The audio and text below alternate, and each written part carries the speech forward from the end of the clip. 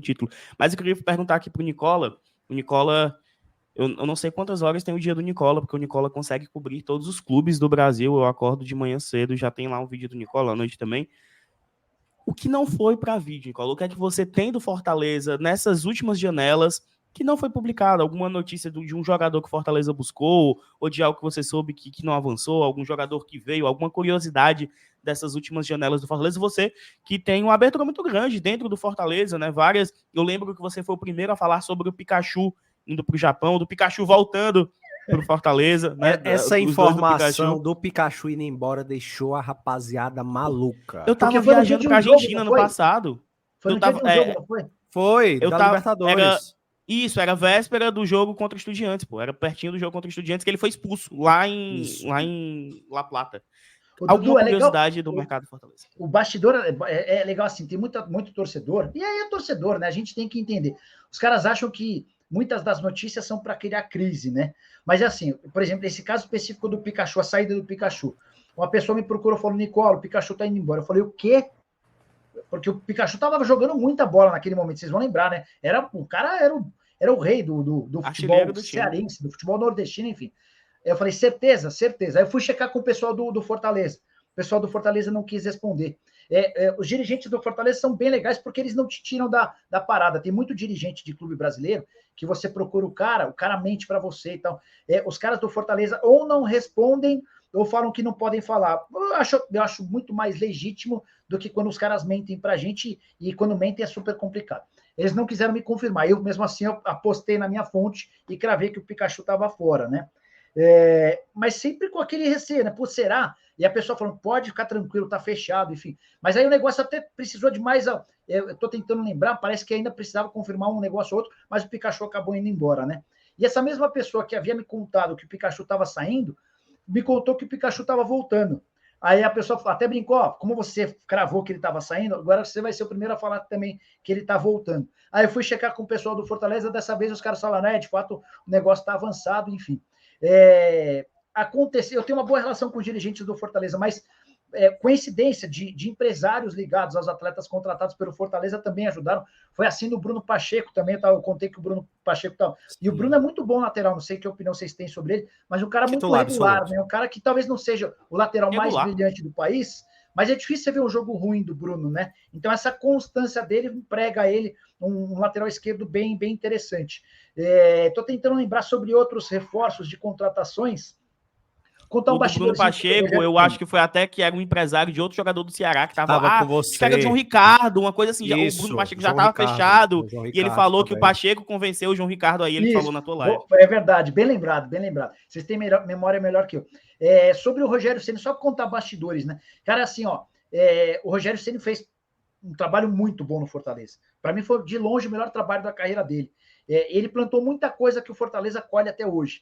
Mas a relação dele com funcionários, com jogadores, com dirigentes era muito ruim, era muito pesada. E os jogadores aceitavam, toleravam o Rogério, porque muitas das coisas que o Rogério dizia em campo se justificavam, acabavam acontecendo. Mas o clima, de fato, não era bom, não só do Rogério, como dos seus auxiliares. E aí, depois ainda houve a entrada do Enderson, que o torcedor detonou. Uma vez eu pus o Marcelo Paes ao vivo numa live, e o Enderson estava naquela puta crise, né? E 75% das mensagens eram pedindo para o presidente mandar o Enderson embora, né? Eu assisti essa live. Foi no domingo, se eu não me engano. E as outras 25% eram falando que não tinha mais como o Enderson ficar, enfim. E aí depois o Fortaleza encontrou o Vojvoda que se encaixou perfeitamente, porque o Vojvoda, assim como o Rogério, ele também tem muito dessa visão futura, de a médio e longo prazo, mas é um cara que se encaixou muito bem com o funcionário, com o dirigente. Então, os caras estavam comentando comigo, nesse último jogo que eu fui assistir no Castelão, que o Vojvoda até tem... Ele se assemelha muito ao técnico brasileiro, aquele cara mais tranquilo, mais de paz. Não, ao contrário dos argentinos e portugueses que vêm aqui causam muito. E aí tem um técnico mais tranquilo do que o Rogério Ceni nessa relação do dia a dia, o cara com um clima mais de paz, mais amistoso, foi super importante para que o Fortaleza pudesse ter um ambiente de trabalho a médio e longo prazo mais interessante. Só um ponto sobre esse negócio do Rogério. Quando o Rogério sai para o Cruzeiro, Nicola, internamente, não diretoria, tá? Os jogadores ficaram aliviados, porque era um clima que não era dos melhores. Quando vem o Zé Ricardo, nada dá certo. O Ceni cai do Cruzeiro e o Ceni volta, os jogadores viram a chave e falam, meu irmão, é esse cara. Dane-se se ele é mais duro, porque assim, o jogador brasileiro ele é acostumado a ser bajulado, é acostumado com o dirigente passando a mão na cabeça do jogador, e o Ceni não é esse cara. Às vezes até a gente pode concordar que ele passa de um limite e aí vai perder vestiário em alguns clubes, por isso talvez não tenha dado certo em vestiários maiores, né? Porque enfim, jogadores aí que não vão se criar com ele.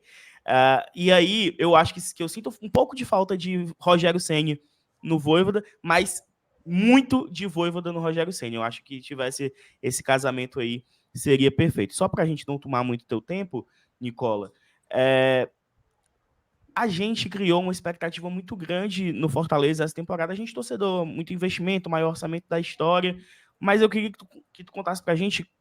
A folha do Fortaleza é 7 milhões, aproximadamente. O que isso representa a nível Brasil e como tu enxerga esse crescimento de pouco a pouco? Porque pode parecer... eu vejo alguns torcedores de outros clubes falando que é nada, mas, pra gente, 7 milhões há 5 anos atrás, que a gente estava na Série B, era muita grana. Era inimaginável, né?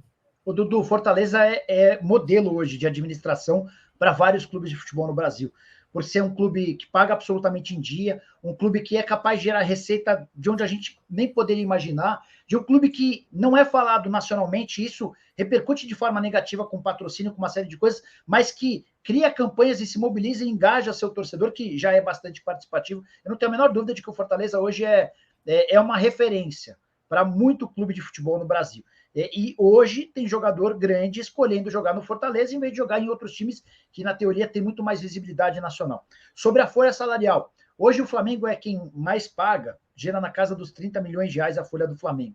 Depois a gente tem Palmeiras, Corinthians e Atlético Mineiro com folhas de algo na casa dos 20 milhões de reais. Depois São Paulo, Internacional, Grêmio, com folhas na casa dos 16 milhões. E o Botafogo a gente pode colocar nessa prateleira também. O Santos gasta muito mais do que o Fortaleza. O Cuiabá, por mais que não se fale muito do Cuiabá, o Cuiabá investe pesado no futebol, porque o Cuiabá não tem despesa nenhuma, não tem dívida nenhuma, é um clube empresa, então quase toda a grana que eles obtêm com direito de transmissão é utilizado na contratação e no pagamento de salários. Dá para dizer que o Fortaleza, ele figura, sei lá, na 12ª, na 11ª, na 13ª maior folha salarial do Brasil, e é um time que é capaz de fazer frente para os grandes. Então, assim, cara, por mais que o momento não seja legal, por mais que o torcedor ande desconfiado, o que tem sido feito no Fortaleza é muito legal. E para o jogo de amanhã, eu estou muito, muito animado com a chance de o Fortaleza vencer, convencer e voltar com esse casamento do torcedor. Já deu 50 mil? Como é que tá de contagem para a torcida? 52, quase 53 mil pessoas confirmadas, né? E o estádio mas sempre rola os faltantes, né? Sempre e o estádio pulsa demais, é muito legal, cara. Eu não tinha ido ao Castelão para ver o jogo do Fortaleza, a primeira vez foi aquele jogo contra o Atlético. O repertório de